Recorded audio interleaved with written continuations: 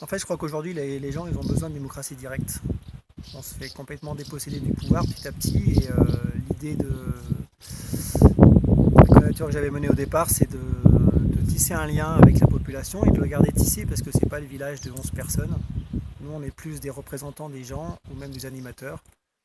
Euh, c'est la commune de tout le monde, donc savoir où on veut l'amener, je ne peux pas y répondre, c'est aux gens de répondre à cette question-là. Je veux l'amener sur plus de cohésion, plus de participation à la démocratie locale et que chacun reprenne en main son destin. Chacun à titre individuel et à titre collectif, quoi. Et je pense que si on arrive à ça, on sera beaucoup plus fort.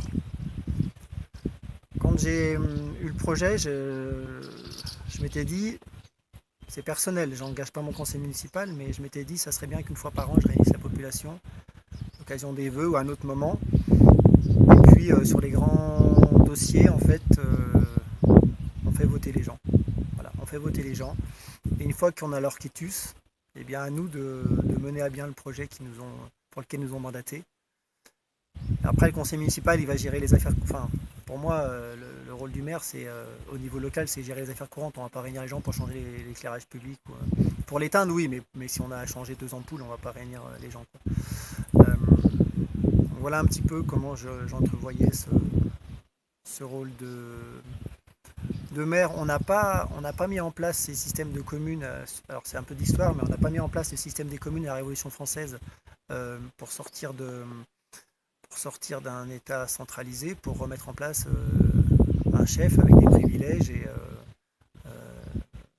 voilà. Démocratie, c'est le pouvoir du peuple. Donc le peuple, c'est les habitants du village et nous, on n'en est que les représentants.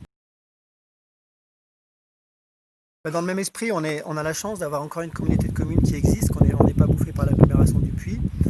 Donc il faut qu'on ait des relations assez proches et faire prendre conscience qu'on a un intérêt général à préserver sur ce plateau et dans les gorges.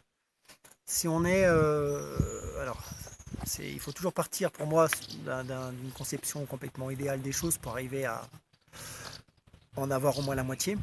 Mais si on arrive à travailler de concert les uns à côté des autres plutôt que passer son temps à se tirailler pour essayer de se bouffer le bout de gras, chacun plus que son voisin, on va pas aller très loin non plus, quoi. Donc si on arrive à tous bosser ensemble, par exemple le problème de l'eau, c'est un problème qui peut être communal si on n'arrive pas à le résoudre d'abord en concertation avec la mairie de Saint-Aon et la communauté de communes. C'est vraiment en dernière instance, si les portes sont fermées, il faudra qu'on se débrouille nous-mêmes, mais ce serait tellement plus simple de mettre en synergie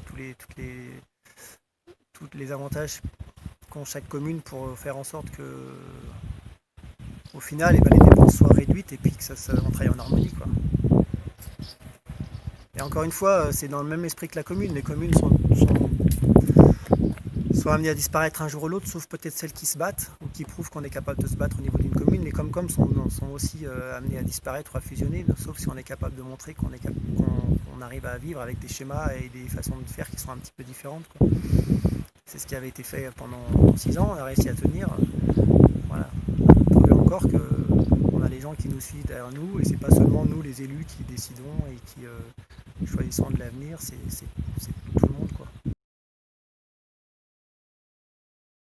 Euh, on a des bâtiments communaux qui sont vides et qui sont libres, mais on dit à personne qu'on peut les louer, quoi. Donc déjà, avoir une politique plus active d'offres de location pour arriver à déjà montrer qu'il y a quelque chose pour habiter.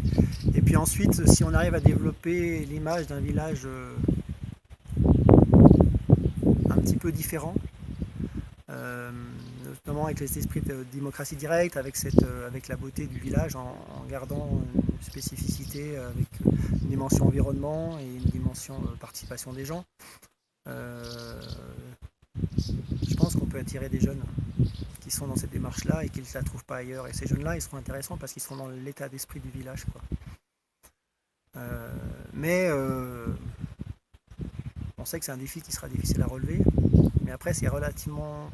Enfin, j'ai beaucoup approché des villages en Ardèche, en Cévennes, où il a fallu pas grand-chose. Alors, il a fallu pas grand-chose pour que ça meure. Mais il y a d'autres villages, il n'a pas fallu grand-chose pour que ça revive, quoi. Et il suffit d'être sur le bon créneau, d'avoir aussi... après, il y a une question de chance. On fait venir une famille ou un individu tout seul qui, lui, a suffisamment de bagou et de poids sur l'extérieur pour ramener d'autres personnes. On a eu un médecin qui passait, qui était beau, qui trouvait que le village était beau. Il a suffi qu'il croise Fonvon, qui lui dise pourquoi tu n'habites pas là. Et puis ça s'est fait comme ça. Il suffit d'y croire en fait. Ça fait pas tout, mais si déjà on n'y croit pas, on n'y arrivera jamais. Pour y arriver, il faut du courage. Rien n'est jamais perdu et j'aime bien faire mienne une citation de Périclès: il n'est point de bonheur sans liberté, ni de liberté sans courage. Il faut que les habitants d'Aléras, on ait le courage de vouloir être libres, et si on est libre, on sera heureux. Voilà.